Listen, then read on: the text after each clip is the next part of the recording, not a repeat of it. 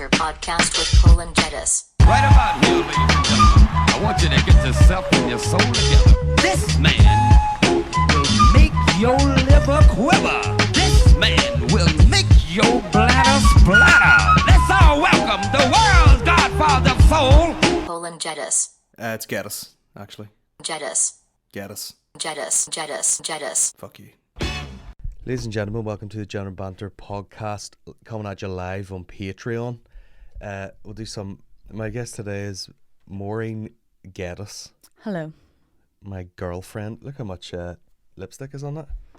I know, you eat a lot of lipstick when you drink coffee. How many pounds of lipstick have you eaten in your lifetime? At least 2. Did you not tell me the travelling community used to come into Mac when you worked there and they would just bite a lipstick and then take it home? Mm-hmm.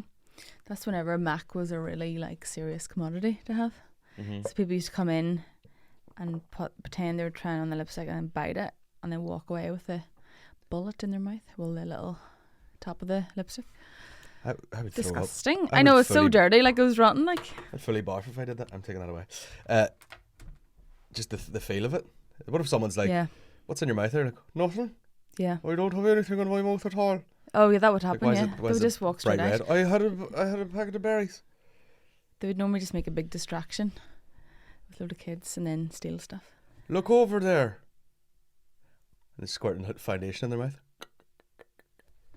Well, the thing was, half the time you had to throw so much stuff out anyway because everyone would just come in and touch stuff and steal it, so you just had to throw it out anyway. It was so dirty. I do remember that. Wouldn't get away with it now with COVID. Can't touch nothing now, no. But I remember being in where was it, Boots one time, and that woman was just doing her full makeup. She was just standing there going, and with her hand rubbing all foundationer, I nearly said. Foundationer? Foundationer, I just made up a new thing. That's the name of the podcast. Down. Foundationer. Take that on Dragon's Den. Foundation. Yeah, we're doing a podcast. I was going to do some housekeeping up top because Maureen told me to do this. What did I tell you to do? For anybody that seems to be missing any notifications. Is that right? I don't know what you're going to say yet. Basically, if you're pledged in there at like £1 or £3 on the Patreon, you might miss certain posts that go up at a £5.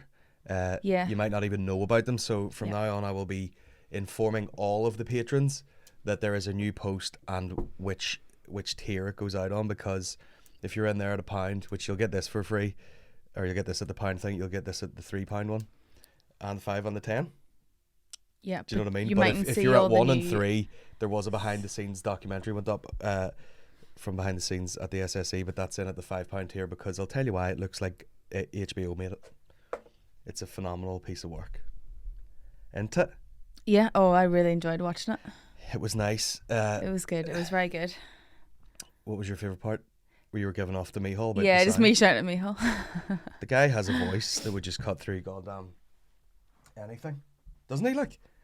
He's a good sound man voice. Where's my goddamn ball? I was surprised that he even had a microphone when we heard him first. There's 1,222211111. I always feel embarrassed doing the sound check, but there is no technique. No, you know, I always think I'm always like, what's the crack and all? Just pretend to do jokes, and they literally walk around going blah blah blah, do do do do do do do do, meow meow meow meow meow meow, do do do do do do, pa pa pa pa pa pa pa, just the whole way around the stadium like a goddamn lunatic. Just any noise at all. People, it's really funny because yous all get comedians still get really awkward. What do I say? And you're like, you're gonna go on here now in front of thousands of people saying stuff, and you're like, what'll I say?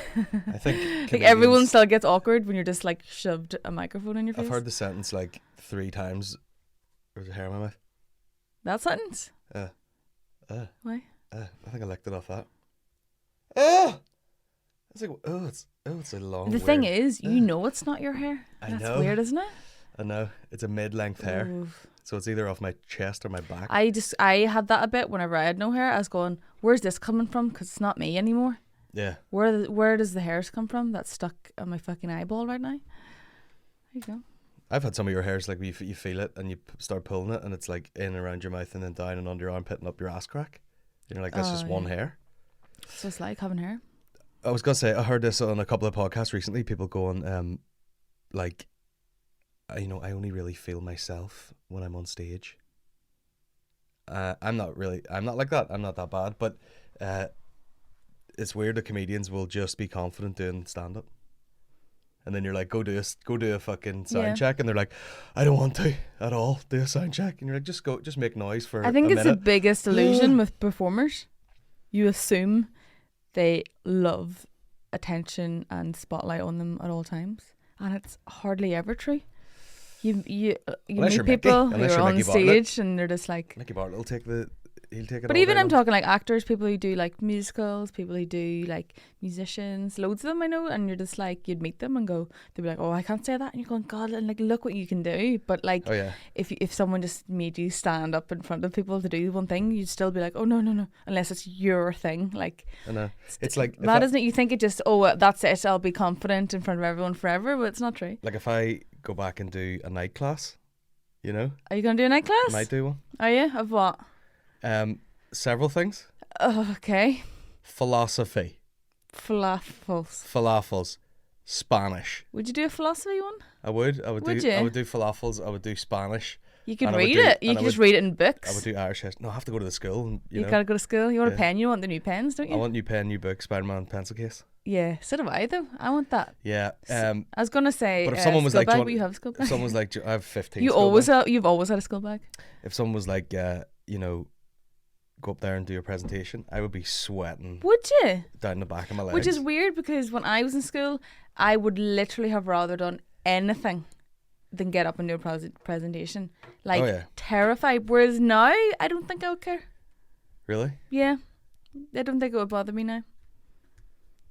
I think I've faced too many other things that this would seem so minuscule in terms of fear that I'm like, oh, this is nothing. Do stand up.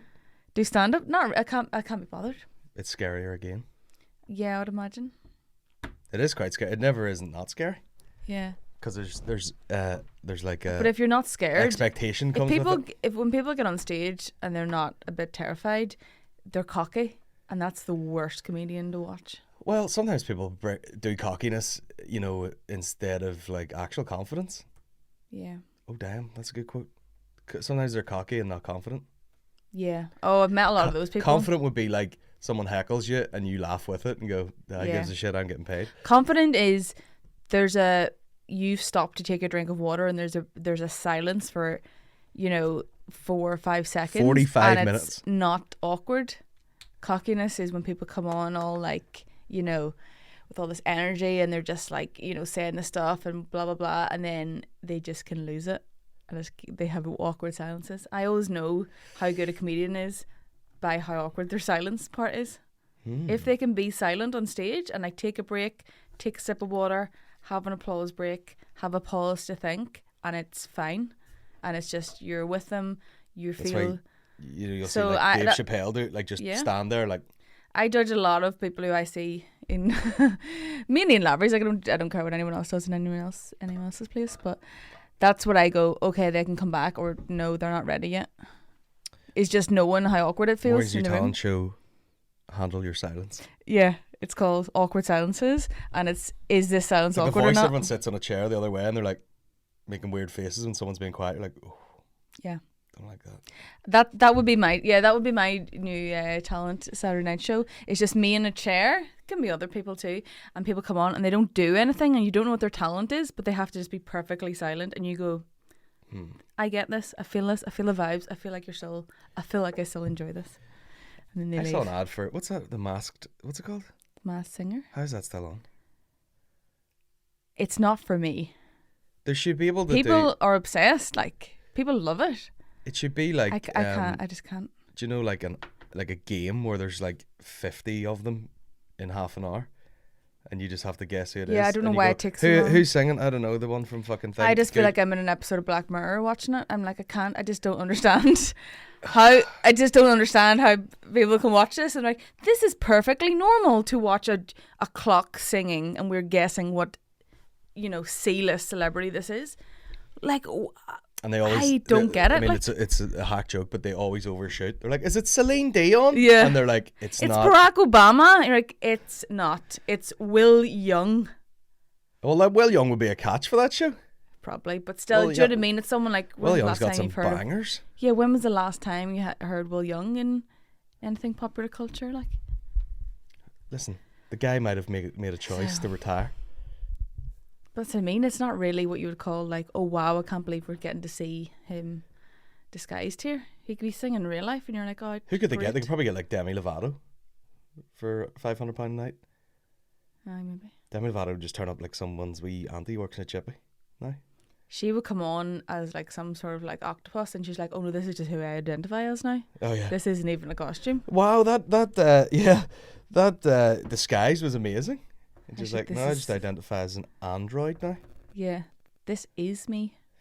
It's funny because she's not like cool enough to be able to do that. If she was if it was someone like Grimes or someone who's like real edgy artist, weird androgynous, she is a bit like an alien, half a robot, and you're like, I identify as a fucking microchip. You'd be like, I get it. But Demi Lovato's sitting there like someone's wee fat auntie you would see in like Witherspoons. I identify as or whatever. I know, I think someone else saying that was just like, it was just hard to get on board with that with her, because she constantly comes out with a new documentary about, hey, remember the last time when I said that I was off drugs? Well, that time I was only joking, but this time I am. And watch my documentary about me being off drugs. And then she has another one next year. Only joking. Remember that time when I said I was off drugs? I wasn't even. I lied to you all the whole time. And I was on heroin the whole time. But this time I'm really off them. And everything is just like her going to be her next documentary title. Honestly, that's what like, it sounds like. That's like, that's where the Dead On Mafia comes in, because we're trying to appreciate things that are good when they're good. Yeah. Instead of the constant cycle of, like, I remember something happened where they were like, oh, do you want to come on and talk about like what your wife's been through and all? And I was like, no, let her do it. But like, where was that? I don't know what it was, but you're just like, where are you when all the good stuff's happening? Now there's a bit of fucking drama. Yeah. You want to come in? Obviously go talk to you, like, but things like that, when people used to be like, Carrie Katoni used to be able to just get fat for 3 months and then be like all over the front of the magazines and then go away and lose it again, and then she's back because she's lost weight, and then guess what? She's on the pies again. Well, that was always the world of celebrity though, wasn't it? To be in, all those horrible magazines, even though they were like slating you for basically being fat and on drugs all the time. But people wanted to be in them because then they were being fat and on drugs. But they didn't know what to do when they weren't in them then. They were even more, it was reckless. Like a barometer of like. But it's funny how not that you're in the same bracket, but like I'm it's fat funny. And on drugs. Yeah, you're fat and on drugs. You won't be in a magazine. Here, listen, I am not on drugs. No. No, but I just mean it's funny how you're the opposite. You could do all sorts of things that you could have been like, oh my god, I feel sorry for me, and like here's like I'm gonna get someone to come to my show and do this and whatever, interview me about shit. You hate that. You're like the opposite of that. You're like, nope, I don't want any attention for this, thank you, unless it's a good attention for something I'm doing well. That's it. But I mean is like lots of people don't like that. The absolute overachieving has become the norm now. I'm not on drugs. I'm just fat. Speaking of doing cool things, I'm wearing a Guest pizza sweatshirt from Pizza Works. We raised £500 with our pizza. That's really good. Imagine that. Just for selling the pizzas. Isn't you it got funny? £500. I know, you sort of like, we've done That's big great. charity gigs and stuff, and you can raise loads and loads and loads. But you're like, that was such a wee cool thing for just selling pizzas. It was great. What a great idea. So that was Pizza Works. Pizza Works, they also Basically. left in our pizzas. I have a video with them, but I left in they left in pizzas on the night of the SSE. Delicious. But it's a really good idea. So they have a is it every month? No. I think it is. Is it every month? Yeah. They do a collaboration with someone to make a pizza, and then the money goes to charity. What a great thing to do. It's just a cool little thing It's to really sort of good. keep ticking along in the background. What a great thing. So yeah, that'll be going to leukemia and lymphoma, Yeah. which they can always do with. They're bound to have their own filing cabinet now that just says the Geddises. Is that in focus? Just full of checks, man. We've done like 2 things. Like I wouldn't be going mad. Like, Raising more than 2 things. well, Cormac and Jacqueline, they cut their hair off. I actually didn't even. I realised I didn't even put a photo up of that, and I forgot. But it was great. They cut all their hair off. They raised like £6,000 for them. That's a thing wild. in Pomeroy a while ago. It was great. Pomeroy, Yeah. Middle Earth. But it's funny because I had just, I think they came to our the commune we had at our house, and Cormac was like, I want to do something for that charity too. So it was great. Like, so it got a lot of other people thinking about that charity and realising how many people, There was you know, actually, it does, you know, have been helped by it. see, in one of our questions there, I forget who asked it, but they were like, would you ever consider doing a summer comedy festival or something? Yes. We've talked about it quite a lot. And We've talked about it for years. Like, I always said one of my goals was to have we talked a about it. comedy festival. Like, I want a comedy festival.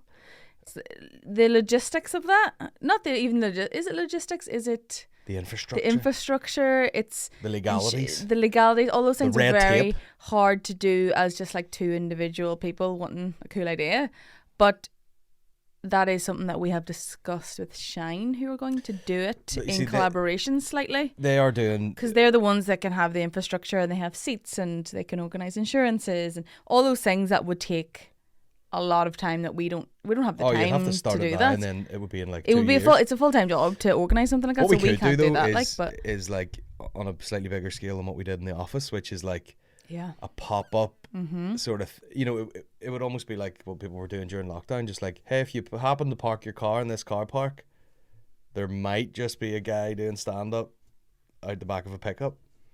Something slightly bigger than that, where it was like, you tell, like, it doesn't have to be loads of people, it could be 100 people, and you could go, we've got a bit of a tent, just say nothing, just bring a bag of cans. well, that's not very secretive. But I think we actually want to do one where it's a little like organised festival of things.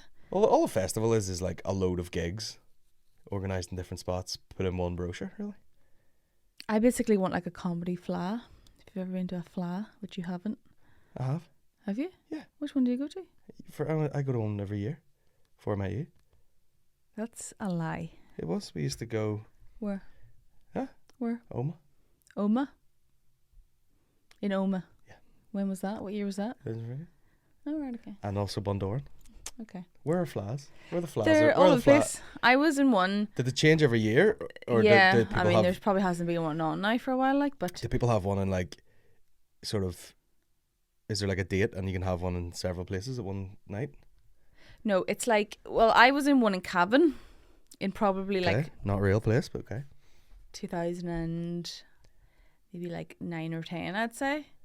And it was class. So like, it was basically like a street with loads of pubs and every single pub is open. In Ireland? Yeah. I don't think so. And shut up! And all the pubs have people playing music all day long. And I mean from middle of the day, all day long, in the street, in the bars, outside the bars. You walk in and out of bars. You can just take a glass and walk through all the bars as if it's one bar. It's a bit like how the main street in Oma used to be, where you would just, like, it was a load of bars on one street and you just walked in round all of them. It's kind of that on a bigger scale, and it's just the whole time. And we just like slept in a van for like 4 days, and it's like 4 days long, and it's great crack. But if we could do a comedy version of that, where there's just loads of comedy things going on in one little place. It's funny because I think they did try that in Oma, didn't they? Is that Yeah, what like a mini comedy festival. where it Yeah, was oh like yeah. all the venues but Yeah. had comedy in it. That idea. That's pretty That- cool. And I played in Sally's on the dance floor, and it was like the worst idea of all time. Do you remember? That was good, actually. It's like a fucking empty nightclub and about 8 people there. But that's what it's about.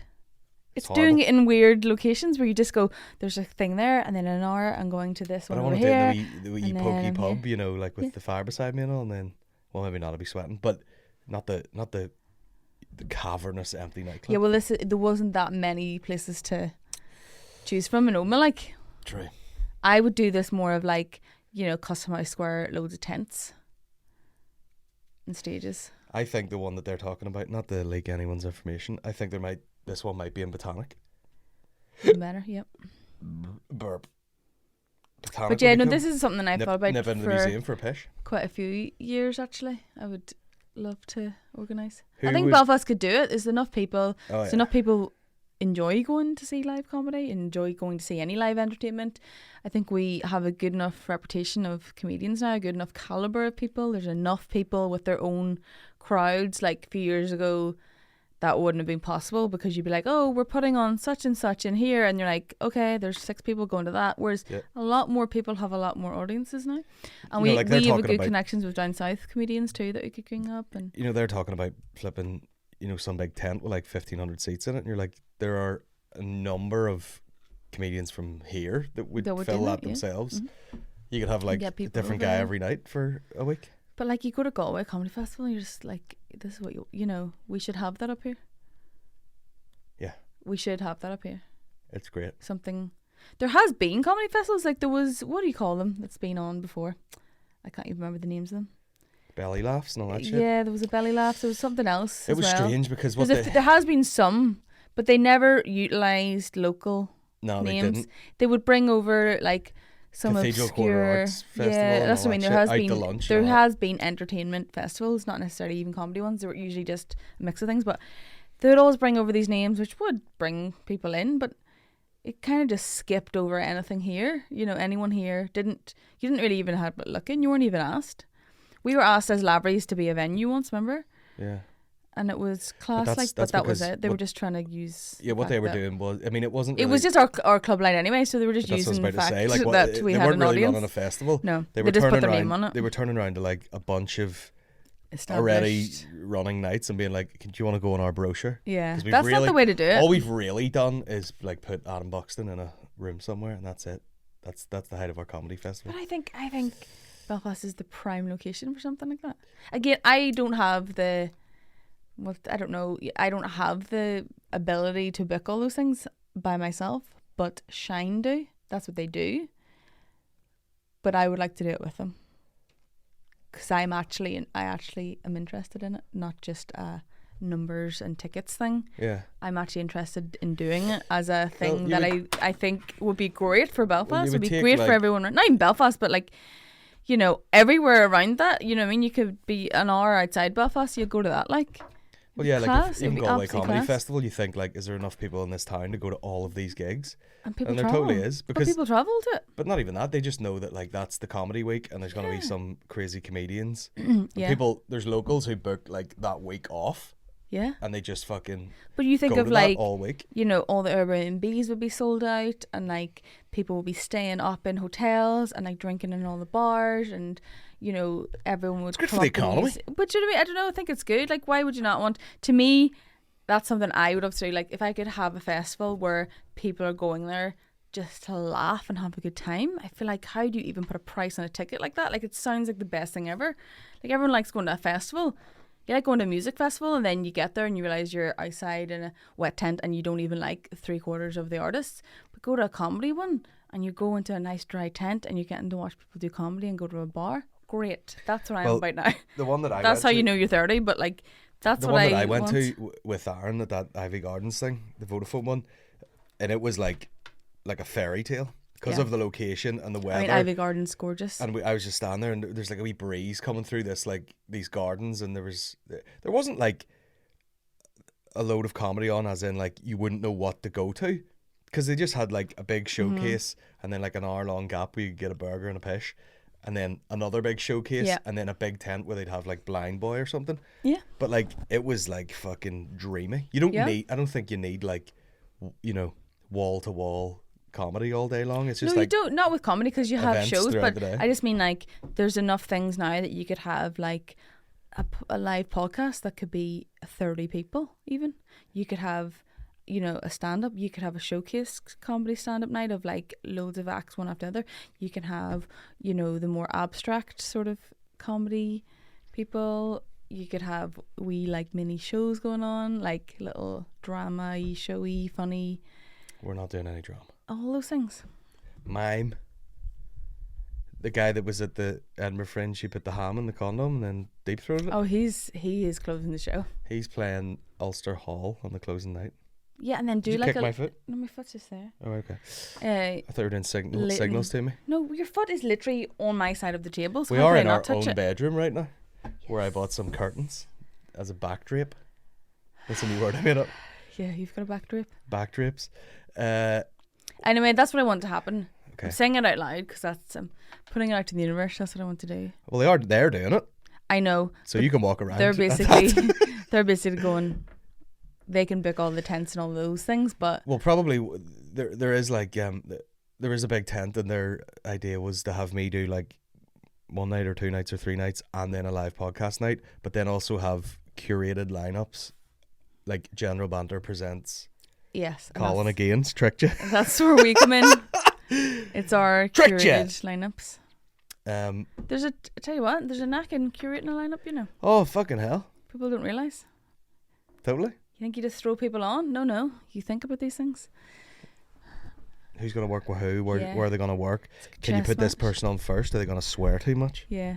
For God's sake. Yeah. Don't put that person after that person. That'll be a nightmare. That's what No. you do. A lot of those conversations. That's a cross-community nightmare. Yeah. You know, there's a lot of politics in it. A lot of sectarianism. There's actually no sectarianism. There No, should there's be not. more. There's sectarian banter, Sectarian which is banter, hilarious. ahoy, but nothing else. Ahoy. Stop speaking Gaelic. The That's funniest actually one. Mr. Burns. The funniest guys are the ones who are from a mixed marriage, like the Dave Elliots of the world, where he's very, he's very sectarian, but it's hilarious. Yeah, that is why it's hilarious. But so is Aaron. A lot of people are. But then Yeah. I think that's just, sure, everyone's from, everyone our generation, half of them are going mixed marriage. You know what I mean? I don't think anyone cares about that anymore. I don't even think anyone uses the term mixed marriage anymore, do they? Oh, mixed Are we marriage. mixy? Oh. You know, well, if you know someone, We're a mixed marriage? as in, As in what, I'm dead you're on in you. the Ra, What? you're in the Ra, and I'm fine. Where do you have this thing that I'm like this huge Republican? I'm not at all. Maureen, It's you just stand funny. beside the bed at night time with your hand on your heart and play the wolf tones, and then you get into bed, and the bed's just all rosary beads and Armalite rounds. I like that. That's your definition of Republicanism. Oh yeah. Rosary beads in the wolf tones, aka the IRA. Wow, you should go to your night class about Irish history. I I think. know I should. I think It's you funny, need to. but people about Protestants are like, "Oh, you keep your toaster in the fridge or something." That wasn't Dairy Girls. Keep it in the cupboard, right enough. We have so little space in our worktops. We need to keep it in the fucking cupboard. We need everything in the Keep it on cupboard. the floor. Yeah. Keep it in a different room. That's our toaster. Yeah, that's our house right now. The actual rooms have no storage or room, but you could have a room for each. You could be like, our air fryer's in the bottom room. Yeah. It's got its own room, but we can't set it on the worktop in here. Every room is like a weird shape, basically. That's why. Yeah, I know. especially all your rosary beads lying around, tripping on them like fucking Mobile phone, CDs. CDs. Will we do? We'll let these questions glide us. Yeah, there seems to be loads. But some of them are really good talking points. Where's good for a walk / day out in Tyrone? And that is from Patrick McAllister. If that's the one I know, he might well be going out with someone from down this neck of the woods. Oh. Where's good walk? The Argery is nice. The Argery, don't go in the summer because Why? some bridge troll will come out of a shed and they be do like, charge that's you, yeah. £15, and you're like, That's National "For- Trust. I don't fucking national trust you as far as I can national throw you. You say this and you always pay it. Well, it goes to something. Yeah, no, It is a lovely garden. No, it's lovely. It's really lovely. The Priory in Benburb. I was thinking, People always ask me where I am Priory and Benburb. when I yeah. put up that. And it's kind of like, you're sort of going like, it seems weird to tell people about this because it feels like when you live near it, you're like, oh, you don't want people who don't live here to go here because this is like Well, they won't in your because neighbourhood and like It's not like a. It's think not like. it's just for local It's not like you're people. going to like fucking Hillsborough Castle. Yeah, whatever. it's It's not like very- that. It's quite. It rough kind of and- feels like private grounds, but it's like you're allowed to walk there if you live by, because it is like there are priests who live there, Exactly, like so. but you know what I mean. It's not the sort of like tourist attraction. No, Like if you went there, you'd sort of be like, "What do I do? Just walk around this field?" But then no, there's a whole other walk that yeah, you need there's to actually nearly know. you need to know. Even I'd walk around it going, I can't remember how to get around here, but there is huge walks and like it's a big giant house. There's quite a big bit of history there, but there's a really nice cafe at it now, and they've got a wee museum upstairs, and loads of businesses work out of there now, and there's loads more going on. There's like a gardeny place and stuff, so it's lovely. It really is lovely. During summer, like say during winter, you might go like, what's here? But during summer, that wee Peatlands. cafe is amazing. I haven't been to Peatlands in years. Not since that person got attacked. Like. Me and Aaron decided to do that 10k loop one day Yeah. and just got totally lost and ran about fucking 20k's. Gosford Park. Gosford Park. It's good. Where's that? Armagh. It's down, yeah. It's a bit of a It's trek, harsh like, road. but it's nice. But there's deers on it. There's deers. It's a really gorgeous walk. It's really lovely. Yeah, It's really and nice. it usually has like a chip van and a coffee shop Yeah, it has loads of stuff like that. and nice toilets for dogging and whatnot. It's a good spot. Yep. Um, Where else is good? We just trying to think of places to go for coffee. what's the one? Palace Stable. These are Armagh kind of, aren't they? Armagh's Palace. But because we're kind of in the border, it's close enough. Palace Stables is really nice to walk around. What about just a day out in general? I mean, there's that. It's weird. That is a day out when you have a small child. That's a day out. It's just getting out of your house. Physically being outside the house is a day out right now. Yeah. Being outside with outside clothes, day out. Oh, I need shoes on, day out for me. For me, yeah. anyway. I've washed, day out. Yeah, basically, that's it. Yeah, that's it. It's pretty sad. Like, if I was 20 and heard this, I'd be like, wow, is this what happens when you're 30? Yes, it is. Well, if you know, we had the COVID there and we were stuck inside, which is the worst bit of COVID. If it doesn't kill you, the worst bit is just staying in your house for 2 weeks. Boring, isn't it? But yeah, you know, you are excited about just going for a coffee. Did it all yesterday. And what's ironic was this time last year, I was also in isolation. Isn't it ironic? What's this time last year? January last year, yeah. Yeah, that's right. I wasn't out until the end of January. I remember it now. So I would have still been in isolation. Actual isolation, as in like you can't even open the window or leave the room isolation. It's about the size of this. And there was like real COVID going around then? Real COVID, scary death COVID, and I had no immune system, so I couldn't do anything. But yeah, it was kind of funny because I got those antibodies on Hold the on, day. let me just get to this. Let me just ask you. Oh, you fucking bastard. What? I'm going to ask you this question before you talk about you getting your antibodies. Right. There See if this has nothing to do with what I was going to say. Did you hold a grudge against Colin for bringing home the Rona? Did I hold a grudge? No, not really. It was just funny that like after us being like the most careful people for 2 years, out of our whole family, we get it. That makes no sense. I know, everyone else is like... Everyone else dodged it, still in my family. Even Niall hasn't had it. And I would be the one being like going to the office being like, okay, it's okay, I can be up here because like it's fine, it's just Niall, whatever. Niall's never had it. We've probably had it. It is. I was more annoyed the fact that it was just us got it. And not like who. Just us. Like the fact like how did that even happen? But also what was weird was you like, so my sister Lucy, her husband Ewan also went to Armagh that night. Yep. Lucy obviously lives with Ewan, they're married. What? Didn't get it. She had the booster. Nothing came up with lateral flow. She got PCR, nothing. Still, the whole isolation, she was isolating with him, nothing. She never got it. She got a booster. The only two people in my family didn't get boosters were you and Ewan. Because you didn't have time yet to get one, and you're the only two. And I've heard other stories. Nell was telling me a story as well. Someone got their booster. The girlfriend was fine. He wasn't. And he thinks he was that Fitz. He got it on the day that he got the bloody. Yeah, but that's not related. Like you just got it. Like, but so yeah. No, I don't have it. I was actually weirdly glad that I got it and knew that I was okay. You're welcome. Because welcome. The main fear for me was there that is no grudge. You're welcome. I don't know how I was going to respond to it. True. As someone, you know, who had shielded for the last 2 years, who has. But thankfully, was immunocompromised. Thankfully, you're as safe as you can be for as long as possible because it does get round to the point where that Omicron one is like. It was like a cold. More like a cold. Coldy flu. I wouldn't say cold. It was definitely like you feel like shit for a day. It was nothing like a cold. I didn't get a cold. It was like a flu in your body. No, That's what it felt like. Yeah.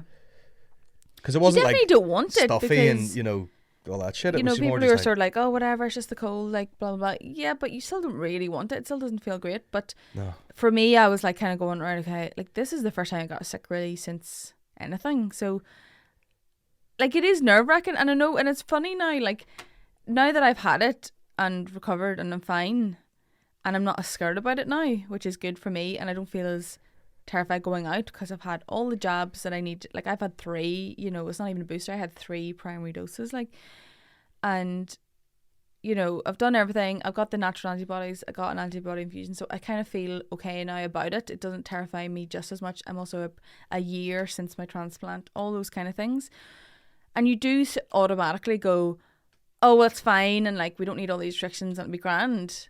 But it's amazing to see the two sides of that. Like, it is hard to understand how people can have, how we can have all these restrictions and how everything is still so like, you need your vaccine, you need your boosters, and we need to wear masks, and I can see how people could be like so pissed off by that now, because I know how that is now that I feel okay about it.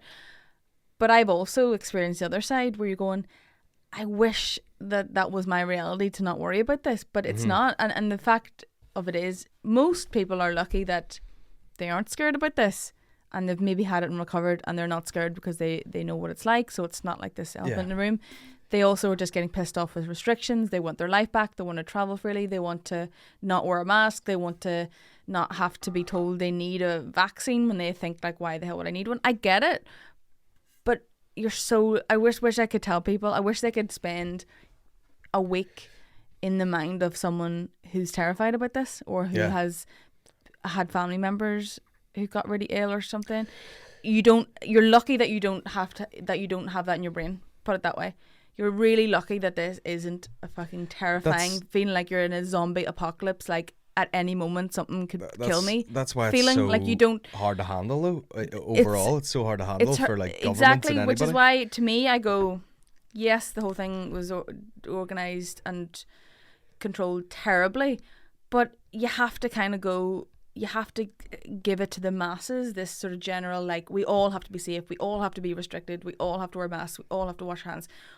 Try and get everyone to get a vaccine so that as many people as we can possibly get, safe, or do as much as we can to keep people safe. You have to do that for everyone. Yeah. Of course, most people don't need and it. I think that's why it's hard to handle, because like the way for it to really work, for like lockdowns to really work, is for it to be everyone full, complete, like full blown militant lockdown, which some places did, and everyone be vaccinated. Yes, most people don't need the vaccine to help them that was recover, my next bit. It was but like, you need it to stop it. If you want to stop it dead, it's like everyone stays in, everyone gets vaccinated, which is never going to happen. It was never going to happen, obviously. The next best thing is like, okay, let it ride itself out like it has done, sort of, and it gets to the sort of Omicron stage, but people do get very sick in the middle of all that. They still do. I think that's what people. And again, I realise now how easy it is to just be like, oh, it's fine, it's just a cold, and what's there to worry about, and just get on with your life, and I don't need to wear a mask, and I've had it, so I don't need to wear a mask now, and why would I need a vaccine? I've had antibiotics. I get that, because I've experienced that side of it now too, where I've had it and I'm going, oh, it's grand, it's fine. I'm saying that now. But, 6 months ago, I was literally terrified. Like, I can't explain how it feels to be terrified to leave your house. Like, it's horrible. It's really horrible, especially after treatment where you just want to live your life again, and then you can't. And then people who have like died from, like, I know people, like, and there's other people I'm like talking to, and they're like, oh, well, I heard someone had a heart attack when they had their vaccine. And you're going, oh, it's funny how that's your reality. Your reality is terrified of a vaccine. My reality is terrified of dying from the cold, basically, because I don't know how this is going to affect me, and I've seen other people who are perfectly healthy die from this. I don't know. It would have been that's my reality. It wasn't even. It could be anything. But what I'm saying is, it's just funny how the reason I think everyone is so segregated from this is because everyone's own reality of it is very different. Totally. The same way everyone knows your own social media pages are totally designed for you and what you are interacting with, so it agrees with everything you already agree with. The same way, an echo chamber, Mairin. Exactly, but the same way, the COVID, the pandemic has been as well. And that's why I think when people are like saying that the vaccines are making this two-tiered society, it's not. The vaccine isn't the problem. The problem is everyone only agreeing with their point of view and not even for a second imagining what it's like to be someone else. And I know people I'm really friendly with who don't want the vaccine, and they're like, really health conscious, or they're this or they're that, or people who are super fit or whatever and young and everything. And that's fine. And there's a lot of like, well, I'm going to do what's best for me and my family, and, I'm doing this. And that's also fine, because that's what everyone does. But to me, it's just turned everything into like, well, I'll do what's best for me. I don't really care about anyone else. And there's no talk of this like greater good for mankind, for the people who can't help themselves, for the vulnerable, for the people who are unfortunately not in the privileged position of perfect health. Like, that's what's the two-tiered society for me, and that's what makes me really sad. It's not a vaccine, it's not whether you're vaccinated or not. That doesn't really bother me. To me, it's how someone talks to me about it bothers me, rather than them. If someone said I'm not vaccinated, that to me is a personal choice as to whether you've decided you want that for your own, peace of mind. That doesn't bother me. To me, it bothers me how they act around the pandemic. That bothers me. People's actions towards it carelessly without thinking of other people's lives, because they think it's just maybe like an old person in hospital who's already ill, and that's not the reality. It's people like me. I know lots of young people who are also terrified, you know, and it's really sad when that, I don't know, it's opened my eyes a lot, because I've had it now, and I know what it's like now to feel like not terrified of it, but I've spent 2 years being terrified of it, so I've seen both sides of this, and I'm fed up of it too, and I wish I didn't have to wear a mask, and I can't be bothered getting any more vaccines, but I'll do anything to make everyone, myself included, feel relaxed and get back to normal. That's the way I see it. Like, I've always seen it like that. I don't want more medicine. Like, I'm done with medicine. Like, I can be bothered with any of it, but I'll take anything to, like, for peace of mind. Do you know what I mean? Weed. Yeah, I'll take it all. That's how I see it anyway. So no, I'm not annoyed at you for giving it to me, but it's funny. It's funny. I'm glad I've seen both sides, put it that way. But at this point, it's like that Omicron one was just like so goddamn infectious. Like, everybody was fucking getting it. We all went to Armagh. Half of the place walked away with it. If they didn't already fucking have it. Connor Keys had it. He fucking gave it to Mickey. Like, it's just so goddamn infectious. Thankfully, it's not as fucking deadly as it used to be, but it seems to be way more infectious. Yeah. I'm just glad I was okay. I really am glad that I was okay. But yeah, they got me in straight away to get antibodies. Mo Rogan over here. Yeah, Mo Rogan. Mo Rogan, monoclonal antibodies. What do you call, how do you say it? Monoclonal. Clonal antibodies. Triple vaxxed and fucking antibodies and actual antibodies. All of them. I have everything. It's Mo Rogan over here. Yeah. But it's funny how, like, you know, it wasn't like we were all sitting over these lateral flows panicking. It was like, we were testing ourselves anyway. We'll test it. I had like 2 or 3 negative ones while I felt really ill, and then about 2 days later, then it went positive. But we were just testing anyway, so it was like, we'll leave them on the table, go in the living room, watch TV for a minute, walk back out, and I was like, oh fuck. Yeah, we were really surprised. Bloody positive. We're like, what? Because it was a delay. It was like I'd already been, like, I had one day where it was just like, you know, I felt my head was up my arse and I felt really drowsy and my body was freezing and sore. And then the next day, kind of like 60% of that went away. Still felt a wee bit rough. And then the day after that is when I tested positive. So I was nearly like done with it. Yeah. And then I got it. Yeah. And then Eddie threw up all over the goddamn place. Yeah, because he coughed once. He's just never been sick, so he literally coughed and went straight away. Retching straight away. Oh! It's no crack whenever you have a toddler in the house, put it that way. All these people are like, well, you know, it's good for a wee excuse for a rest, you know, for a week off work, watch some telly. Not when you have a toddler, although he did want to lie down a lot more than normal, but because he was a bit sick too. But that was the hardest bit for me, was seeing him sick, because I know it doesn't really affect children. I knew he was going to be fine, but he wasn't himself. Like, he was sleeping a lot and like was on the sofa just not wanting to move, which is not like a 2-year-old boy. Because he barfed all his food up, he didn't poo for about a week. I know. I mean, that's too much information. But and then he did the poo. He didn't. He pooed out 4 times. He will never get the poo, and then one day he get the poo. Yep. All of the poos for everybody. Will we move on a question? Yeah, please move on now. Would you rather shag your wife with your taskmaster? The perfect next question. Shag anybody. If you have a free 2 months to pick up a new skill, fully funded, what would it be from Jamie Gordon? 2 months is not long to pick up a new skill. I would go, honestly, I would probably do like some sort of business after speaking to our what do you call him? Accountant. Yeah. I would probably do some sort of business. You read out that email, like, you know that well, don't make fun of me because you didn't know what the fuck was going on either. Right. Did I say, let me finish my sentence first of all. Okay. I said you reading that out was like that episode of Black Books when he's trying to do his tax return. Oh yeah. And he's like, if you live by a river but you're not dead. That's the funniest one ever. There's a bit. That's you reading it. You're like, what? What is it? What is she saying? I don't understand what she's saying. There's a brilliant bit on Paul Provenza's green room when Patrice O'Neill was still alive, and like I think it's Roseanne says something, and Patrice O'Neill turns around to, I think it's like Bob Saget, God rest him, Lord of mercy, turns around to me and goes, say something in relation to whatever the fuck she just said. That's me with that email.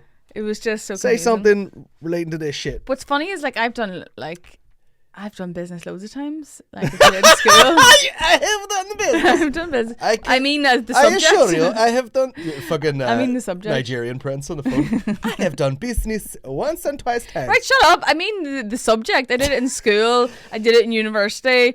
But you still don't know. You still will forget everything unless it applies to exactly what you're doing. Do you know what I mean?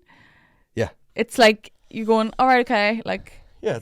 I just hated studying accounts. The accounts part. Someone drove telling me you about a mad, thing is and different it's to most you useful. actually practically using it in real life. Because you leave I've watched enough cooking And, programs. Could I make you a pie crust? No. just a pie crust, man. Yeah. No. I like that. Gross. Yeah, I think you could go to a business course to be good because you don't know what you're talking about ever. And what would I do? Business. No, I probably of late I would like to do some history, some Irish history. That's true actually. We both talked a lot about wanting to know about more of Irish history. You don't know any because you're like, I don't mean that in a bad way, but you just were like, you didn't learn about anything like that in school. I've said this before in the podcast. Which is such a shame. You're learning about Irish history in other schools. In our school, it was like, do you remember the pyramids? No, that's the sort of shit we were doing. I mean, we did that too, but we did quite. Yeah, you always learnt about Irish history I'm not saying in any great detail because I didn't do it to A level or anything, but you always did. Blah blah blah blah blah. Do you know what I mean? You always did learn about it, like, but then we had to do Irish language classes, so you certainly weren't doing that either, like. So hold on a second. Is that like a skill or where was that or question? Just pick up a new skill, fully funded. Tiling. Yeah. Something DIY. Tiling, yeah. I'd like Did you go to DIY, like dad's school? Dad's school. I'd Should love to have be able dad's to school. tile really well. Yeah. I mean, the funded course you're talking about is just an apprenticeship, I think. You learn how to tile. No, I'd like to do it. I'd like to know how to tile. Certainly. What else have we got here? What's more in skincare routine? What's my skincare routine? Farewell, I'll go for lunch. I do enjoy good skincare, like. You've had a lot of people ask you about skincare over the years. Yeah, including weirdly. I used to have terrible skin too, like really bad, really horrific skin. I think that's why I got into good lizard skincare skin. And good and always liked doing makeup because I always wore And now you makeup. have beautiful porcelain skin. Yeah, weirdly through chemo my skin was never better, but probably because I didn't do anything to it. Didn't wear makeup at all. Skincare. Well, first of all, wash your face properly. You say it right down the camera more. All right. I'll It's weird zoom because in. there's a monitor there and the camera's there, but Say it to the camera. double cleanse, obviously, using anything. Don't spend your money on cleansers, any cleanser. Then I'll usually use like a hyaluronic acid serum. No, I might do an acid toner. There's one called Alpha H Liquid Gold. It's a good one. I think it's a salicylic acid. Basically any sort of acid, which basically forget all your scrubs. You don't want to be scrubbing your skin. You want to get in with the acids. The acids break down Correct. the dead skin cells and sort of smooth out your skin. So you want to go with your acid toner. Then I usually go like a hyaluronic acid serum. It's a humectant, which means it holds moisture in your skin. Especially as you get older, you need a lot more moisture. Hyaluronic acid. Then I'll just go in with, I use Environ, which is just a brand, but it's a vitamin A moisturizer. So you need vitamin A. It's the only ingredient in skincare that actually actively changes your skin. So vitamin A will literally like revitalize your skin. Stop. Yeah. So if people look good when they're older, it's because they've usually used a vitamin A and most importantly an SPF.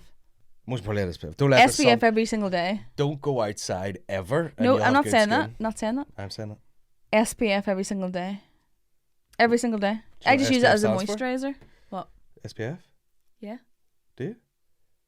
What does it stand for, Colin? Sun protective. What is it? Factor. Sun protection factor. There you go. SPAF. Anyway, SPF every day.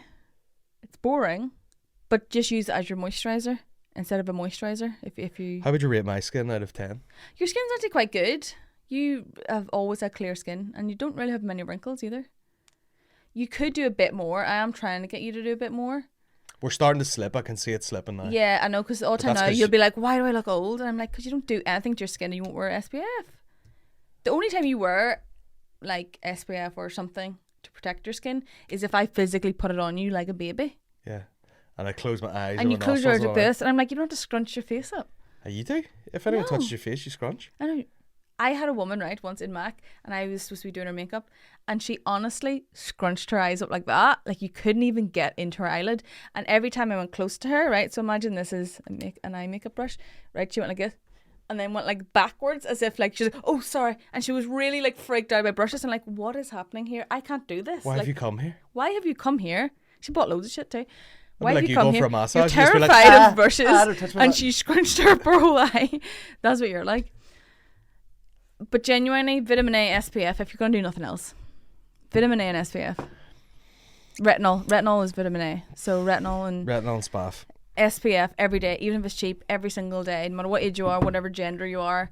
SPF, protect your skin. Don't it's the let best the thing sun you can do. on your stinking face. But it's the main factor of aging. But it is, you know, those ads where they get the machine where they just, you know, like they invert the image or something and someone's face looks like the surface of the moon. Well, there's that really famous image of the truck driver. Uh-huh. And one side of his face was always exposed to the window, obviously, and then the other side wasn't at the window. And one side of his face was really badly creased and wrinkled, sunspots, everything, and the other side was smooth. Yeah. So it aged at different levels because of the sun. Crazy. So it's like the best. I also saw it. But honestly, it's the only thing. When we were in Vietnam, in Ha Long Bay, getting on the boat, and there was like a South African family, and this guy, and he wasn't even that old, just had a fucking hole in his head. Where they'd have and she looked like an old shoe, like. Oh, she looked like she was brown, a scrotum with blue eye and leather eyeshadow on. Yeah, hot. But the guy looked like he just had a disc of skin taken away. Yeah, but SPF even in winter, even now, if I go outside, even in the car, SPF. It doesn't matter where you're going. Like, I'll only not wear it if I'm literally in the house. There you have it. SPF, retinol, and yeah, that's the main things really. What's the most embarrassing thing you've done to each other in public? Wedding? Yeah. I always talk about it, but if you're ever, I mean, we don't go out together and haven't done anything in 3 years, but you know when you like walk down the street and it's windy and it makes your eyes water and you just look like you're crying all the time. And I used to pretend I was crying. I used to do that, I know, but you not know, shitting yourself. You couldn't do that now. You couldn't do a joke like that now. Remember we used to live in Glasgow and we'd get in the subway and then I'd pretend to run out as if you were like had kidnapped me and run away from you, and then you'd have to just try and walk after me, and I'd be like, but that was just a joke. Whereas I don't think you couldn't make that joke now. We were obviously just having a laugh, but it's not funny, is it? There's been several occasions where I think the people involved. You don't like pranks though. Like I'll always try and prank you and like do things and scare you and stuff. You're like, fuck, I hate that. And I'm like, why? Pranks are funny. I love scaring people. My favourite thing is to scare someone. You don't like it much? You don't do it. I know I don't like it, but it's funny. It's a horrible thing to do to somebody. It's funny. I know, but you always do it like at the, you know, like you've put Eddie to bed and I'm coming out of the bathroom and he's asleep down the hall and you're like, bah! And I'm like, I'm trying not to smash all the plasterboard here. I'm trying to be quiet. My instant reaction anytime anyone is behind the door is to try and scare them. What did I do? Do you one time you were like taking off a jumper or something and I like... Oh, I was taking off a jumper so I couldn't see, and then you went really close to my face and then scared me. But that's funny. That's a good one. It was terrifying, but it was funny. That was a good one. I always think that's hilarious. Just bought a book. This is from Evan. Just bought a book, Diary of an Oxygen Thief, and I've had the can't put it down feeling. What's the last book made you do this? I love when you have that. For me, probably like Goosebumps. Harry Potter and the Half-Blood Prince. I don't get it from. I don't read. I listen. I listen to a lot of stuff, but like I will, you know, like something like fucking 7-hour conspiracy guys about fucking Jimmy Savile, and I'll just not stop listening to it till it's done. Yeah, that's probably your equivalent. Anything that's like really fucking interesting or weird, I'm like. Mine weirdly was probably that Lymph and Longevity book. Rachel left that back in the office, by the way. It's not a hard one to read. It's very easy to read. It sounds like it'd be very medical, but it wasn't. And I just probably read it all within like a day and a half. Like, it's not that long.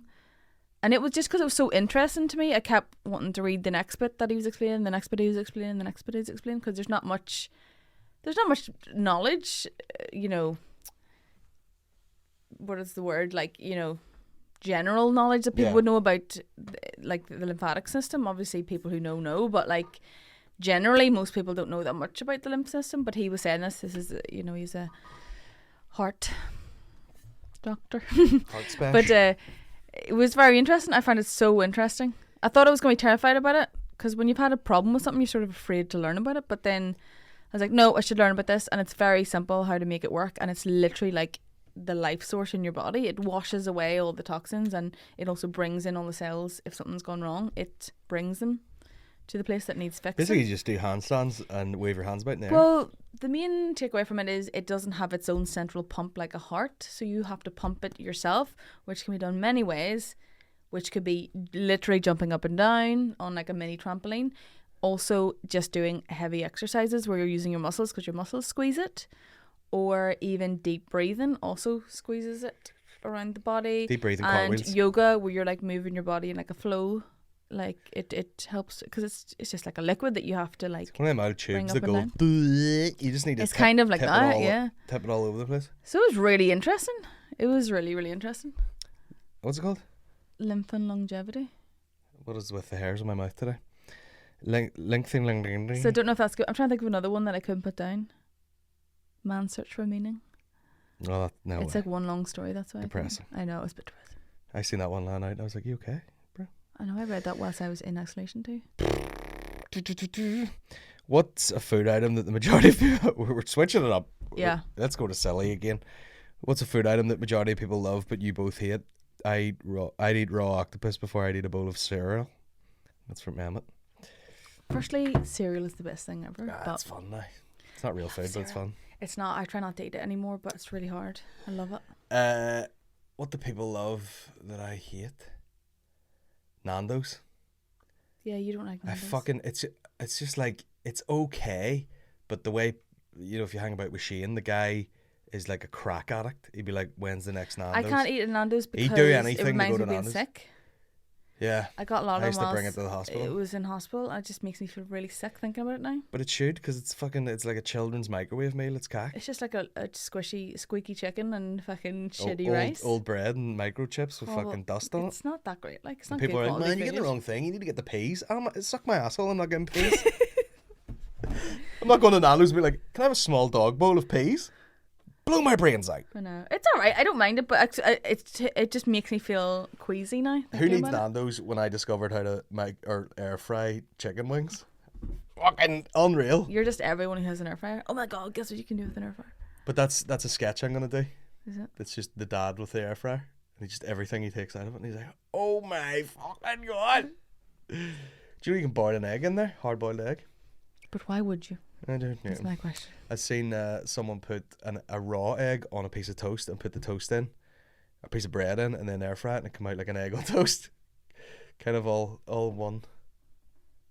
You know? Yep. Aye. It cooks things. What What other things do food? people like? I don't know.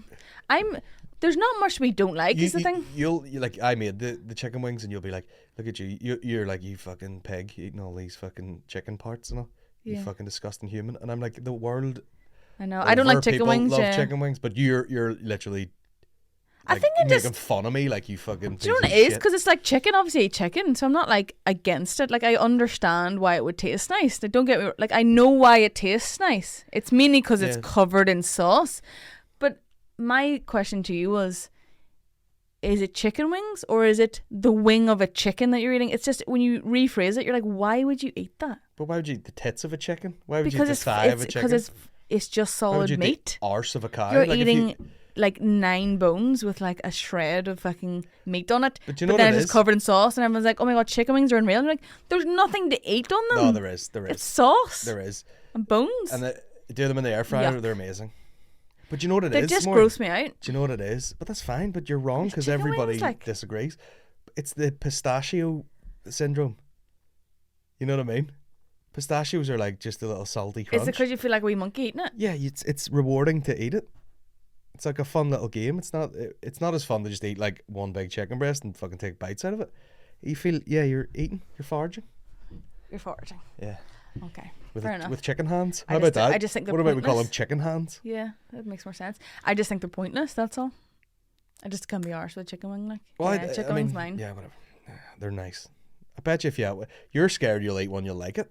Oh, Oh, I've ate them before, and they are tasty. I just think they're pointless. Oh, well, good for you. Yeah, fuck Nando's. Barry. He's the most overrated rapper / music artist. Overrated? Tupac. Yeah, you're not a Tupac fan, are you? Shite. I don't really care. Very Tupac. samey. I never fucking listened to nothing notable about it. Apart from...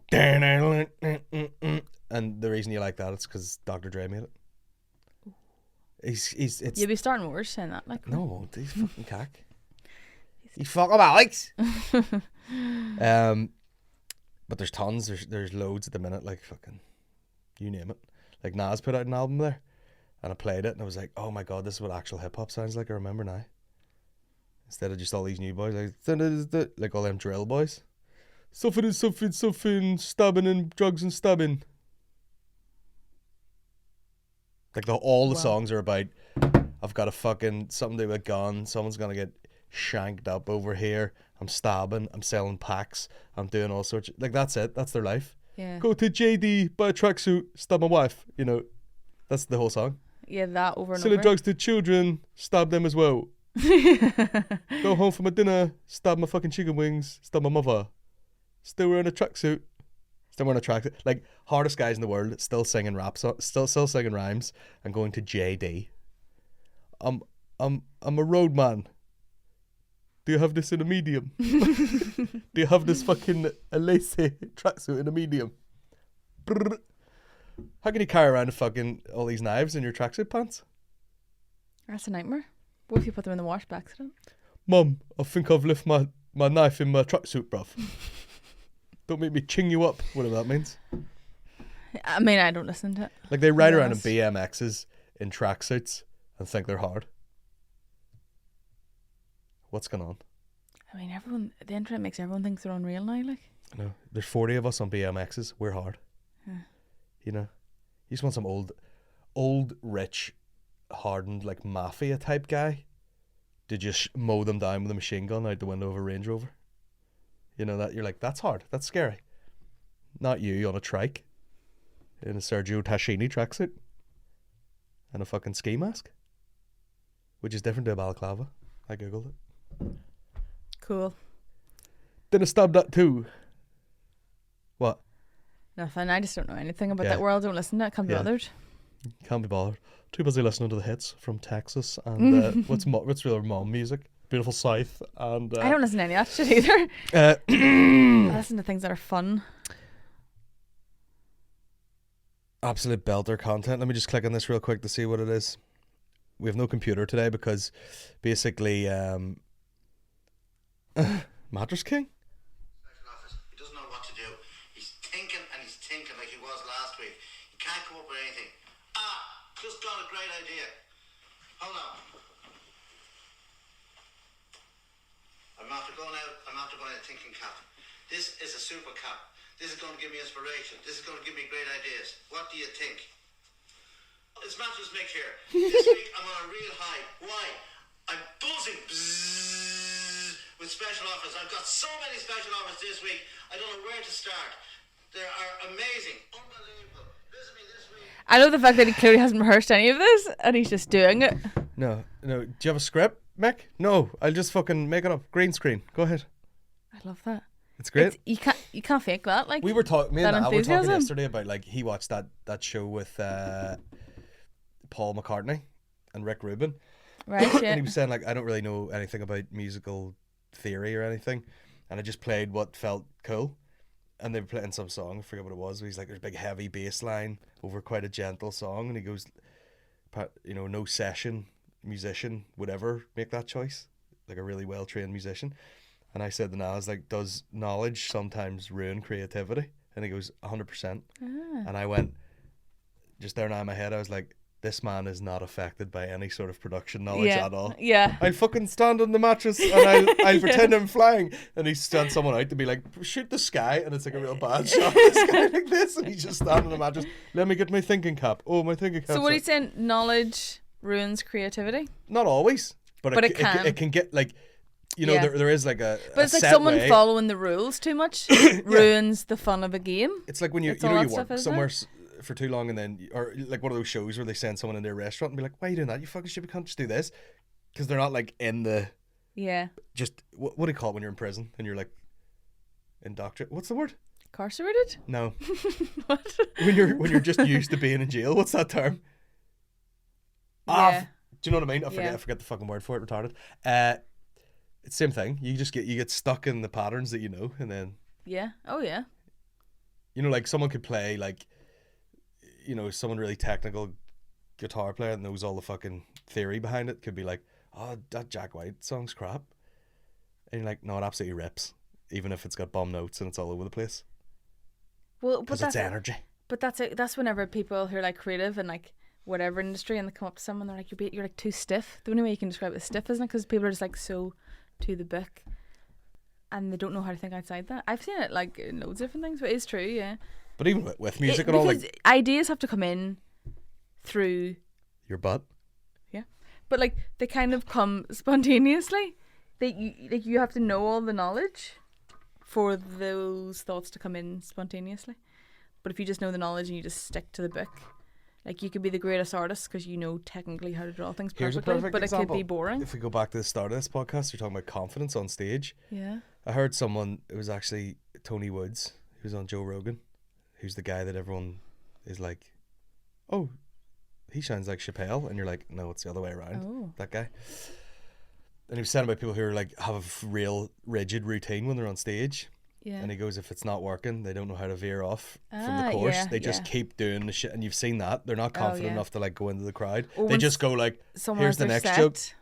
And then someone heckles them and they're totally thrown off, and you're going, oh, you haven't left any room for like movement here or something coming up, or you're not, you can't flow with it at all. It's just like, oh no, I have to go back to the exact point of my sentence that I've was done it too. Stopped. Where like someone's interrupted it. You know there's a point in the joke where you know it's worth going back to. Yeah. You're like, tell someone to shut the fuck up, and then you're like, let me get back to where I was. Yeah, no, I don't mean that. I just mean like the person just doesn't know what to do. They can't talk around it. They just have to stop and then go, oh shit, and it ruins it for them. Yeah. You've derailed the whole thing. Yeah, but you know someone, like everyone knows it in their own profession, where there's someone who's like so book smart about something, but they're just not that good at it. And why is that? You know what I mean? They could have passed more exams, they could have more technical skill, they could have anything, but they're just not that good at whatever job because they just don't have that like freedom of playing with it. Well, that's it. Like no one ever goes, that person's a genius because of the amount they know. It's usually you're a genius because of the way you think. The way you do it. Yeah. Yeah. What's the new podcast you're doing together going to be about, and when do you think it's coming out? It's going to be called Move On Up, and there'll be one out next week. I'm just going to say that. Yeah. We'll put one out next week. We've probably had that like this idea for years, probably before even as 2 pregnant. years. No, it's probably before that. 3 years. Because I remember in our old house telling Aaron about it. And I was definitely didn't have Eddie then. Right, well, let's put one out next week. The first episode is going to be most influential quotes. Yeah. We basically, well, we'll explain it next week, what it is about. We'll do it here. We'll have a new intro and a new border and new music, and it'll be just vibes, man. Yeah. I feel very, very relaxed in this environment. Yeah. Like there's a bed in there. Like I might go to sleep. Yeah, like that, relaxed. New to the Patreon, what are your favourite Patreon only episodes, if you have any? Oh fuck, I can't remember any. I can't remember. That's the wrong question. I did a podcast yesterday and I fucking can't even remember what People it was. come up to you and say things all the time, and you're like, when did I say that? I don't remember. You don't really you don't even you don't really think about those things, do you? On the last pods of Christmas there was I really enjoyed the one I did with Connor Keys. So did I. I thought that was a really good chat. I really enjoyed that too. We've done ones in the last 12 pods of Christmas where we had interesting chats with like Susie Turner and yeah, you enjoyed them. Whatnot. Yeah, I suppose you would remember they're more memorable. Series, I suppose because you made them as a series. Yeah. Yeah. No. No, definitely. There's definitely some good Patreon only ones, because you always have like a wee bit more like even the same thing. It's like the wee freedom thing, because you're like, oh, I can sit here and just chat. Oh yeah. And people really like. Sometimes people really enjoy that. They're like, oh, I love these ones where you're just like in the house chilling, just having a chat. Seem better. Yeah, it's nice. Difference sometimes. What podcasts are you and Mairin currently listening to? From Laura. I listened to Diary of CEO quite a lot recently. Molly. I know you talked about that one. I was listening to Jimmy Carr one, and then I was listening to his book on Audible, which I enjoyed it on Audible because it's him obviously narrating it. Which there's some books I definitely prefer to listen to than read. So it was good because you're hearing him in his own voice set. That was really interesting. Really enjoyed that. I really enjoyed that one. What else? I listened to.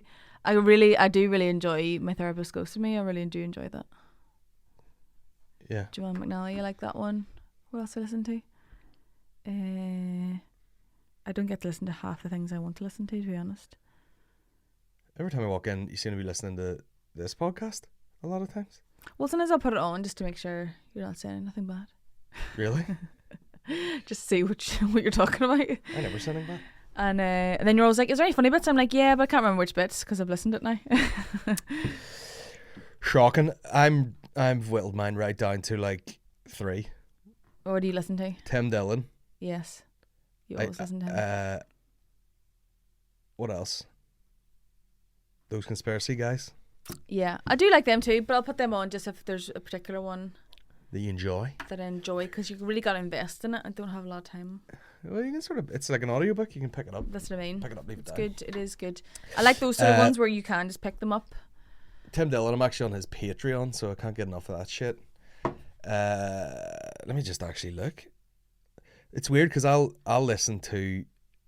I started listening to just today. Actually, Mark McCartney has a new one out. Oh yeah. I've only listened. He sent me the numbers minutes. of the downloads, and he goes, "Is that decent enough?" And I was like, "Yeah, it's the biggest podcast in the country. Congrats."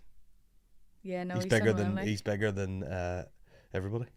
Yeah, he got straight in. It's like there you go. He's got the biggest podcast in the world. I know. Rogan, I really enjoy Mark McCartney. So again, I can't even comment because I haven't. I literally just put it on there once I went to the shop. But let me see. I have a lot of time for Mark McCartney, so I enjoy. There's a lot of ones I used to love History Hyenas with Chris Stefano. Yes, you used to listen to that a lot, didn't you? But what I've noticed is, right, I've gone right off the sort of guest podcasts. Have you? Like, see when people are just like, you know, I think it's so saturated. Like they just put up, I have a podcast and I have guests on, and it's like, you'll see the person, all the American ones, like the person will go to LA for the weekend and do fucking 10 podcasts. You just see their name on all of them. Yeah. And I've got it down to like, I do listen to Blind Boy, even though it pisses me off sometimes.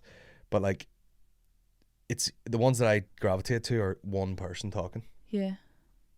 Strangely. As you're talking to me. Oh no. Oh no, but I think it's different. We are married. It's different. I don't think I even qualify as guest necessarily. You know who I am. You're not interviewing me.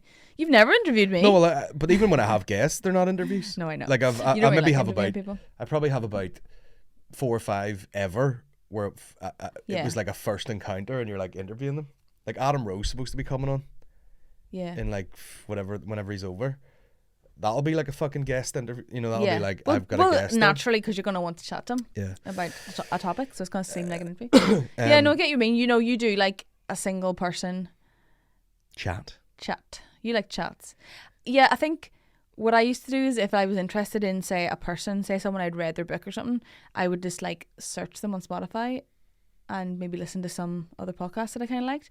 But it is true, you end up going like, there's 100. Like, you could listen to days and days and days of this one person, like, you know, friggin', you know, Mel Robbins. You could go, oh, I'm going to look up if she's on any podcasts. There's just hundreds. She's on that album. You're just like, I don't even know where to start now. Like, they're always like plugging a book or something, and you're like, well, I've heard the book. Yeah. You know, you've said it all, and everyone is just Bruce on Lipton or whatever was on Rogan. I was like, I don't need to listen to this, read this book now. I've heard it all. On enough podcasts, yeah. Smelt anything interesting recently? Smelt anything? Well, I was like, what's that smell this morning? And it was actually a pair of like slides that I had in the house. I was like, I didn't realise these could cling to foot smell. Foot smell? I wouldn't say I necessarily have smelly feet ever. No, we're not really smelly feet people. But for some reason, I'm like, they stink. Why do they stink? Sweating? I think probably maybe like if you wear them, if you get out of the shower, they're probably wet or something. Yeah, they're rotten. They smell weird. Yuck, throw them out. Oh well. What's a weird smell? I mean, we live beside a farm, so our life is a constant. You will walk out one day and just be like, wow. Smells. Just smells. Just a lot of animal smells. And you would equate it to like hot summer's day, but sometimes you'll walk out and it's pissing down and you're like, yeah, what is that? I kind of like it. It's a bit like earthy, and I think to me, I'm very much like, this is good for my microbiome. Just all this Sniffing shit floating in the air. If you yeah, if you're gonna live near a farm, make it be like a cows, like a dairy one. Yeah, chickens are Chicken. Anytime you drive near a chicken person, it make you throw up. There's one. It's not near us. It's down. It's like a few roads away. Yeah. But my God. Listen, I remember when me and Begley were filming on that farm one day, and the guy's like, "Come on down." But he's literally Pigs. like, "Do you want a That was piglet?" pig, wasn't it? Do you want Pigs and chickens. He's like, "Do you want a my piglet God. for the video?" And I went, "Fucking right, I'll take a piglet." And he walked us into this pig shed thing, and I mean, he just kept walking like it was normal to him. It was like I walked in that glass door. It was like, dung. I was like, ah! What's It's like thick. it was like being in a fucking, like a steam room. You're like, just totally fucking couldn't breathe hardly. I was doing that breathing. You're like, just letting them wee bursts at a time. Here's a funny story from Corinne. Is that how you say that? Corinne? Yeah, Corinne. Corinne. That's how people pronounce it. Not a question, but a funny story. I was telling my partner the story about you guys getting COVID and the baby getting ill and bugging everywhere. He's listening intently, and after went to shout at the dog, and he roars, "Maureen, stop licking me." The dog isn't called Maureen. We had a good laugh. I do it all the time whenever you're just listening to something, and immediately you'll just say that thing. Your mind just melts it all into one. I know. Or you're like you just see a word on a page. Oh, and then you just say it out loud. You going to the Tuesday? What? Shops? Sorry, had 2 strokes in my mind. Brains are stupid. They're crap. I love how other people are also talking about us being ill. Let's talk the town. We're coming to the end of our questions. Eddie being sick. Oh. I know. In the pitch, like Cormac Davidson. fully dark room. Got any Tyronisms into Colin yet? I think you probably say a load now that you don't realise. Bad pup. I remember the first time I said that, you were like, you laughed for 15 minutes when I said that. I bet you were talking about people who were like full blown terrorists. Do you say I probably ISIS wasn't. or bad pups? No, I definitely didn't say it like that. And you're like, what? And now you say it all the time. There's loads. We've talked about quite a few times where like you kind of forget that people don't know what you're talking about. Well, like, it's not a Tyronism, but we called Eddie's little sleeping bag his fart bag, and then you will, with no irony whatsoever, just say to someone, bag. "Flip me, we put him in the fart bag," and he threw up all over the place. Like, yeah, we just call it a fart bag. That's not a Tyronism, like. Not really, but it shows you how it works. It happens. It's a star thing, yeah. What's a Tyronism? Handling is a good word. Handling. Because sometimes there isn't another word for what that is. Mouth of Christmas. That's one of our friends groups. We love being the first people to say that. We try every year.